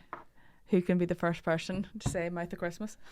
Yeah. It's like October. It's the Mouth of Christmas Day. Can you believe it? Yeah, you bang your toe and you're like, fucking in the mouth of Christmas. I know. It's like August the 20th. Someone's dead off in the mouth of Christmas. And it's like Halloween. Would you ever get any pets? Probably would, but I have enough pets with you and Eddie. Wrecking the place. Well, if I got a dog, I would get a very smart, well-trained dog, because I was at my sister's house the other day and she has one of these Cocker Spaniels and it's retarded. I was just like, what's the point in this dog? They're just full of energy. It's like bounding her. It's kind of a bit chunky. It's bumping into everything. It has a small head in comparison to its body, which means, stupid. It's got a small brain. It's got like chicken head on a fucking sheep body. Chicken head, sheep body, get that. They'll have that dog. And it's just snatching food out of the fucking Eddie's hands, and I'm like, please put this dog outside before I boot it across the room. I know. I definitely. People and their dogs. It's okay. Well, it's just what he does. He bites normally bites you in the hand. He bites jugulars. That's what he does. He's cute. It's always people who go, he's normally really good with children. You're like, he's not around children. How would he be good with children? He never normally jumps up and bites people. The smell's just his ears. Don't worry. People with dogs don't realise how their dogs smell. I'm gonna say it. Dogs are fucking get a good. Everyone thinks that their dog doesn't smell. Your dog smells. Like your family dog, very, very. She's a bit scatty, but smart. Sit, stay there, don't get out, get in, get up there, shush, be quiet, sit down. Responsive. And she's a collie, so she is mental, and she just loves Clever. Loads of energy, and she gets played with all the time. Yeah. But she will be like, right, lie down. And she will lie down. She would never snatch food out of your hand. She would never. She's not even really food orientated, like food driven. food inspired. What's the word? No, which is Collie. She just wants to be outside doing stuff all day long. Yeah, like if you went, do you want your dinner or do you want to jump in this fucking Or do you pile of want to muck? run for? She'd be like, I'll be in the muck. Yeah, I'll sprint. Yeah. Would you ever get any pets? I totally would, because I think it's nice What having sort- pets when you grow up. Right. I always had dogs. Well, we've got like wild cats outside that we feed, and Eddie's like, cat food. Cat food, cat food. And That's if all they he pour says. buckets of fucking kibbles out for the Cat food, cat food. It's funny. Yeah, fuck cats. What dog would you get if you're getting a dog? Bulldog? No, because that's not a good one for Eddie to play with. Like, No, I think I would just get. it's like having another baby. I would just get. I would get one that would be good for Eddie outside to play with. I don't think having one inside would work for us right now. I think I would need one that, well, because we've got plenty of space and there's a big field and everything, like, it'd have to be one like that. That's enjoys being outside. I wouldn't keep it outside, but I would like one that enjoys outside. It's Like hard, Bonnie, really. It's hard like, to beat just a black Labrador, like, isn't I it? know, they're the best, but the hard work when they're puppy, aren't they? I do. If I you would could like. get in the work at the start. All I'm going off is like dogs that I know, Labradors are like great. your uncle's dog, the border terrier. Yeah, it's a good dog. Like a sort of dog. It's about this size. If you're watching on the video, very well behaved, very nice Smart dog. mannerisms. Yeah, you always wanted a border terrier, didn't you? Border terrier. Could get a border terrier, yeah. They're just. It seems. I mean, I love a Jack Russell. It seems very. I love a Jack Russell. I know, but they're wee dicks. I know, but They I love can them. be. I know. Depends. We've been You quite just lucky. want the wee. You want the wee like. We've had really good Jack Russells. Like Doug just just sits there calm, Yeah. just almost as if he understands full English. You know, just nice dog. Feels nice. He's rough. I definitely Great would, dog. but I might wait till Eddie's a wee bit older. Or you just get them both. You know, he's a puppy. Get the puppy. Let them grow up, kind of at the same speed. Well, that's what I mean. Eddie's 2 now. I would, but maybe like next year or something. Yeah, it's one of them things. You're like, Dave got a fucking like a dog, like a golden retriever, and he's got 2 girls, and they're both young, like, and you're like, is that not chaos? And you're sort of like, it's fucking chaos anyway. Oh yeah. You know, dog, no dog, 2 daughters, baby, like, be fucking nuts anyway. Throw a dog in the mix. No, I would love a dog, like, but It's beautiful. Have you seen it? not in real life. Nice dog. I've always had dogs when I was younger. You know, we always had dogs. At one point, I think we had 4. I would love just a really 4 smart black labs. black Labrador. No, we had 2 black Labradors and 2 Jack Russells, and it was great. I know, I love dogs, but Fuck all those like silly dogs. I don't but want. you do have to commit to a dog, so we're a bit all over the place right now. I would, or I would just get a full blown, like one of those blue American bully jobs. You know, the fucking you? a real yoked one, but they're dead nice. Mm. I think I'd suit that. Of course, I'm the guy that would have that dog. Or Chihuahua. I'd like I love Chihuahuas as well. Chihuahua, like the one we nearly owned for a minute. Would you ever get any other sort of pet? Like, would you get fish? I would get fish for the crack. Nice aquarium. Yeah, I've had fish too. We had fish. We had goldfish. I swear to God, Imagine it you're was just there like- for about 15 years. This Imagine you're goldfish. just like. Do you remember that goldfish? Oh yeah, it was the size of the tank. It was the size of the tank. Like, Looked we like an couldn't. installation. You're We, like, is that real? honestly, we thought it would died about 5 times. Like, oh my God, that's it. The goldfish is dead. And next thing it was swimming away. Like, what? It's the only goldfish I've ever seen that would actually Invincible. sleep on its side. It was honestly then the just get weirdest up thing. This goldfish. Let me We just- got 4. Obviously, there's 4 girls in my house. We all got a goldfish each. Giant tank. And then, you know, throughout the years, they all died except for one. Just one giant. It's actually terrifying. It really was terrifying at the end. It looks like the size of a trout, like. Oh, it was actually creeping me out after a while. I'll get a turtle. Turtle? Yeah. I do enjoy a turtle. Terrapin? They're Yeah. stinking. I know, I like them. I'll get a tortoise. Tortoise? They're a okay. bit dry and, you know, they're not as manky. Yeah, okay, fair enough. Just watch it eat lettuce, they're good. Is terrapin the wee one that goes in the water then? The wee toady ones? I bet they stink. I know, we used to have one in school, I loved it. They smell like infections. I would get a snake, you know, I used to own No, we're not snakes. getting snakes. Why? We're not getting a fucking snake. It'd be like having a No, fucking we're not getting a anything. snake. We're not having a snake. It's like having fish. It's not like having a fish, Colin. It's in a a tank. snake. Fun. They're fun. Do you know how long it took us to get the fucking snakes out of Ireland? You're going to put them back? No, no snakes. Goat. Goat. What's... Baby I would goat. get chickens if they wouldn't get eaten immediately. Oh, there's so much. Could you be arsed? They'd Ah, be fuck dead them. Fuck in them a then. day Yeah, yeah. around here. I'll just buy the chickens. Right, let's finish. Let's wrap this up, will we? with a bunch of questions. What's one shop that you can't fucking stand? I used to hate Dorothy Perkins in Park Centre. Place smell like ass and feet, and that's Tiernan. Tiernan, what are you doing hanging about fucking... Do you ever find those shops Dorothy and you're like, they Perks? just give you a sore head? You're like, oh, I can't. Most shops give me a sore There's head. what shops?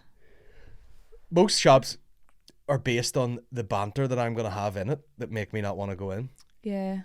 Do you know? Those sort of places piss me off.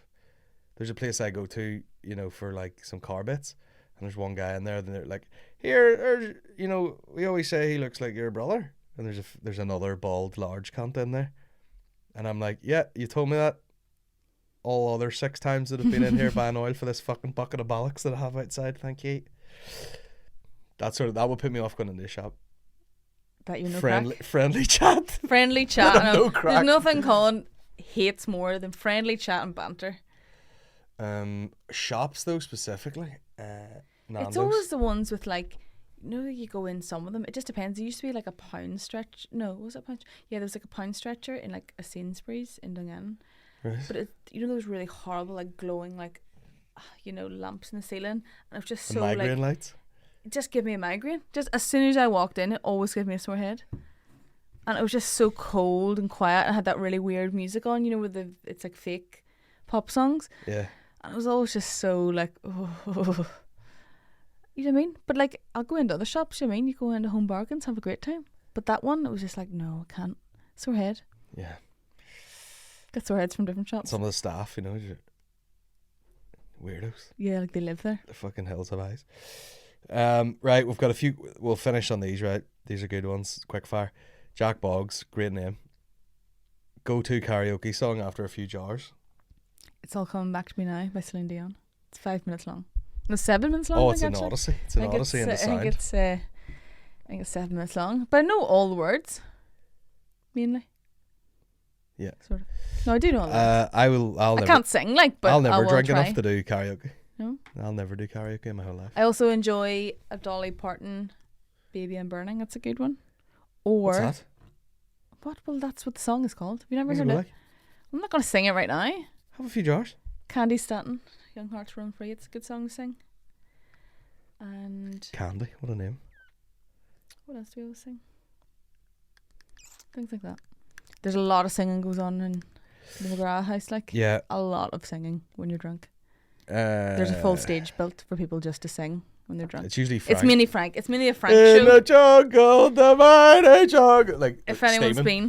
been, we haven't had many parties because of all the lockdowns, but It's it's a talent. normally now it's like, oh, first of all, if Frank is up late enough because normally he goes to bed about 8 o'clock, but if he's had enough drinks that he stays awake, Frank's like, it's welcome to the Frank show. do you know in Wolf of Wall Street they're like, if you can stay awake past Yeah. when you take these pills, Yeah. then you go mental. Then you go crazy. That's That's him. He Frank. goes, if I can drink past 8, Welcome to the Frank show, and there's costume Crazy. changes to each song. It's great. And then he does DJ Frank, his DJ Frank's voice. and he's playing Dutch gabber. And then So he'll it's just grab like harmonica and start playing with it and drums. So he does his own band and he'll costume say, changes. he'll say something like this. This is my mom's favourite song. And then he does that fucking like And then he does his he's Dutch. getting dog shit off his shoe real quick. He does his dancing. It's great. It's really good actually. Yeah, then we all throw cheese at each other. That's what clogs are for. Shuffling. Dung, dung, dung, dung, dung, They dung, do dung. wear clogs. I thought that was a joke. They actually do wear clogs. They must be good for your feet or something. Well, they wear their little sloths inside it. They're called sloths, but there's like little sock things. Right, we'll finish on this from Oisin. For Maureen. Oh, What's Colin's most annoying trait? And he spelled both their names wrong, which is a great start. Colin's most annoying trait. Your most annoying trait is when you're being annoying. You know that you're being annoying and you can't stop doing it. So Colin has this thing. I don't know if it's a man thing. I've heard a lot of men do this. That's its own podcast. Is like things that I do that are annoying. One Colin of them would do something, I'd be like, one of them "Stop would doing be that." being present. The other one would be Just being here is breathing, annoying. chatting. Yeah. Most things that come out of your mouth are saying annoying. anything, expressing any sort of feelings or All emotions. of your suggestions and opinions are pretty annoying Mhm. because they make no sense. Well. They don't make any sense. I don't know. Again, is Like this a what? man thing? This is the worst thing about talking Right. to you because I'll go like what and you'll have 10 things. Yes, because it's so easy to think of examples. Go ahead. Like we're trying to plan like a walk. This part here is like a weird extra part of our bedroom so you can make it into a walk-in wardrobe. So we're trying to bedroom's plan too it. big, look And at I'll try and plan something with actual ideas, like, should we put this here? I've measured it. It's this size. You can fit in this wardrobe. And you'll say a thing like, yeah, no, it's a really good idea. You could get a piece of wood and that could go in front of it. And you're like, what? That's the last thing. Or we're trying to plan like a TV unit thing in our living room because we need to build things. And you're like, yeah, it's a really good idea because see where there's a gap, you can put a lamp. And you're like, that's not what we're talking about. We're talking about the dimensions of an actual cabinet thing we're going to build in a fireplace. And you're like, yeah, but a lamp. And you're like, that's not even a helpful suggestion. I'm like, that's so far down the line of knowing where we'll plug in one lamp or put one bit of wood in front of the thing. So I'd say that's most annoying. But I have heard many people also complain about men. I think this is a men thing sometimes, where I'm coming at it with an actual suggestion and you'll just say a thing that has nothing to do with it. And then I have to very nicely explain to you how that's a wonderful idea, Colin, but have a biscuit. Wait until all of the other things are done and then we will put that small bit of wood in front of it. Correct. But that has nothing to do with what we're planning. So I'd say that's it, really. But apart from that, apart from just, all our ideas. Join us next week for the first episode of I've Move heard On loads Up. of other people say that, though. You're like, that's not what we're talking about. It's funny because he only asked for my annoying traits, didn't ask for yours. Well, what's my annoying traits?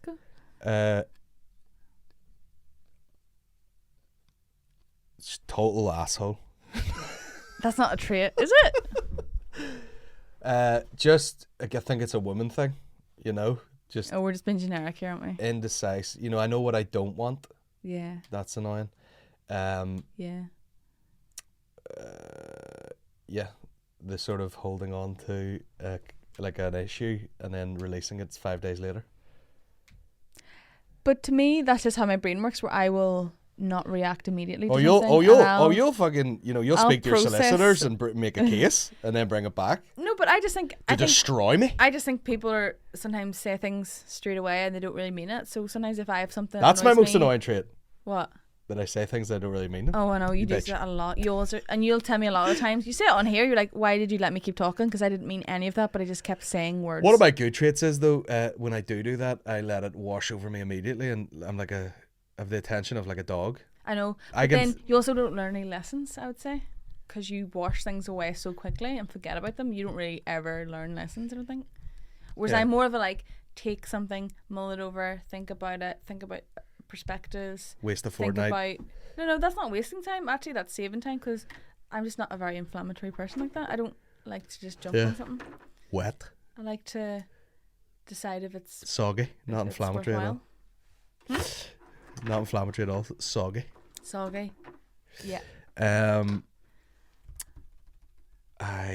But I do think I've heard a lot of other people have very similar things, so I don't think, is that very... What trait would you like personal to us? if you had 2 weeks and it was fully funded? What would be the ultimate trait you would like? If I could get a trait? Or like I'd definitely be personality? better at making decisions. Like, I've had literally hypnotherapy about trying to make decisions. Like, I've always found it really hard to make decisions. But that's a real psychological issue when you find it hard to make decisions, because you don't feel safe to make decisions. Like, it's actually a real psychological problem I have, where I don't allow myself to make a decision. I'm so afraid of making a decision. I've always let other people make decisions for me. It's a real thing. It's not like just like a woman who's a bit indecisive. Like, I genuinely am like, I can't do this. I can't make a decision. Self-esteem won't let you be wrong. Oh, it's really bad self-esteem thing. I'm so terrified of letting people down or making the wrong decision. I just don't make any decision. And then it's just this really... Me and you are at the both really ends of the debilitating slider. sometimes. Because I'm not afraid to be wrong 9 times. Yeah. And I also hate waste. So you'll just like buy things and be like, oh, I just got a thing, and I'm like, that looks shit, now I have to get rid of it. Well, like what? Like loads of the things you bought in our house. Everything you bought in our house. Put a lamp in it. The mirror in the bathroom and the light, I hate it. I hate them both, and you know that I hate them. Yeah, but like, But then the I good won't make a I'll do the decision, important so- bit, which is pay for it. So hurry up and pick something. Because I I know, need it's to let you know that terrible. I actually don't care how it turns out. I know. As long as it looks new and nice. I don't care what color. I don't That's want. where her life is fucking chaos I know. because you're just buying any old shit. Because- and then I go, I hate this, but I can't make a decision. Because you'll be in a shop, and you'll be going, "What do you want here? Do you want this one's called ash. This one's called cement grey. This one's called fucking some other grey. This one's called moon dust, and this one's called thing." And I'm looking at a page that looks like samples from like a cement factory, and I'm like, I don't give a flying fuck. Just paint over the stains we have. Just paint it over. I know. Just make it happen. Interminably. I mean, if we turned this camera around in our bedroom right now, you'd be like, it says hoarders. Like instead of just buying, I can't decide on a wardrobe, so all of our clothes are now in baskets on the floor. yeah, that's why. I mean, that's why. And by baskets, I mean they're on the floor. Yeah, the floor basket. The room's the shape of a basket. There's baskets, but the clothes aren't in the basket. The clothes are on the floor, obviously. Yeah, behind this wall, you don't even want to see that behind this curtain. I don't even want to pull it back; it'll just collapse on us. I know, and I actually hate mess, which is ironic. I know. I have so many things I need to sort out in my life. Both of us do. Right, our 40-minute podcast has turned into 1 hour 40 minutes. Oh my god! And basically, once again, you just realise we need so much therapy. We're broken. Yeah, We're chaos. Our life is chaos. so much therapy. Mo Rogan. That's the name of the podcast. Right, we'll get out of here, guys. I've committed to putting out our first episode of. We'll keep it Patreon exclusive for a while, and then I'll see what the reaction's like, and I'll work on getting it kind of Well, I think slightly more refined, and then I think it goes to start Patreon going first as our little focus group. a focus group. You can let us know if it's what you think, and then we probably will put it somewhere. But Thanks for joining us, guys. Thanks for joining me, Maureen. no problem. We are having some sort of childcare right now, so we could probably sleep for 2 or 3 hours. I know. That's the thing. We could maybe just do podcasts so we could squeeze in childcare for a nap. We're going on a trip We'll this do a weekend. 3-minute podcast Are you and sleep. Are you excited for the trip at the weekend? Yeah. Are you? Yeah, but we are going to a very isolated house in the middle of absolutely nowhere, which was supposed to be for a break after Christmas, whereas we've actually been isolating for 10 But you know days. what they have? Wardrobes. So we'll see how that goes. Right, let's get out of here. This will be the second podcast uploaded to the Patreon today, and we'll see you next week for more. Thanks, guys. Take care of yourselves. Love you, bye. Love you. Bye.